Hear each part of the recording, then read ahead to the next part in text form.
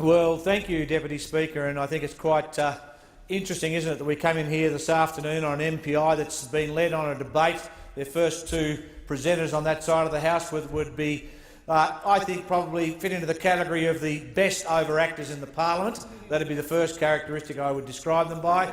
And secondly, they turn up here with the worst credibility and the worst track record when it comes to talking about economic leadership. I mean, here we are. You know, what have we got? 1, 2, 3, 4, 5, 6, 7 of the entire Labor Party in this place have turned up for what they've described over the last hour as the most important, strategic, debate that we could be having in this parliament.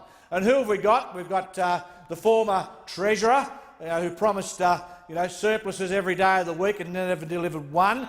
The only thing that he can deliver on is the best tan in the parliament.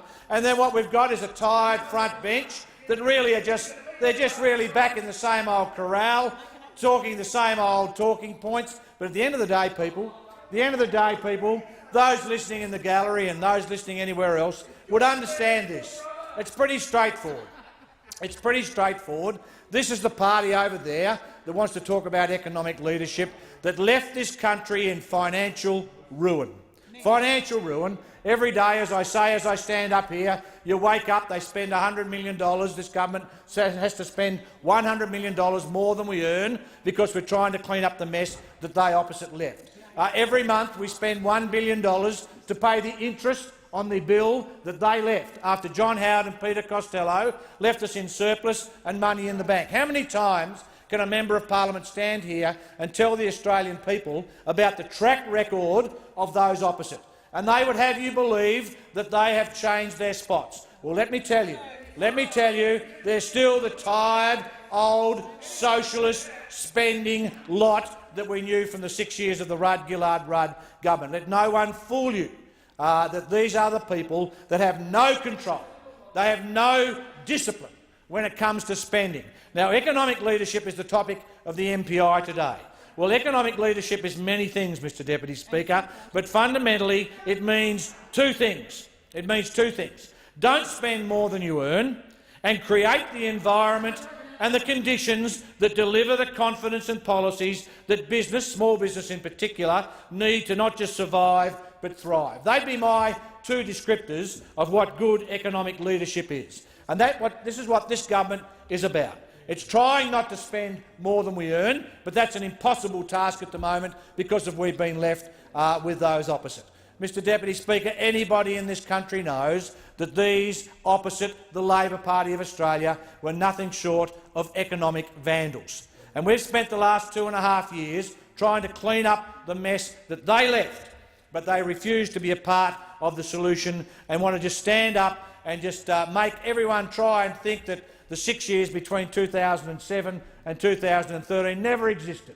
They just disappeared. It was a dream. It was actually a nightmare. I take that point. Now, Mr Deputy Speaker, what we have today in front of us is quite stark, really. We have a party over there that want to be in executive government once again. God forbid that from ever happening. They've already got a black hole of $51 billion over the forward estimates. You add to that, they're sort of playing around with the old NBN, trying to scare people all over Australia, and the cost to bring out fibre to the premise would be another $75 to $85 billion. I mean, what we're talking about here is the potential to add another $1 billion of interest a year to the bill that we have to pay, because these people opposite know no bounds when it comes to making promises, false promises, about what they would deliver as a government. I want to remind those listening today, do not forget for 1 millisecond the financial ruin that the Australian Labor Party, at the behest of the Australian Union movement, left this country in. That is the fact.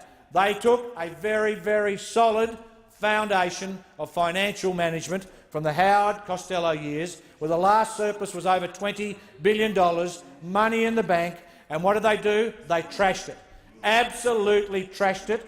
They couldn't control their spending. They still can't.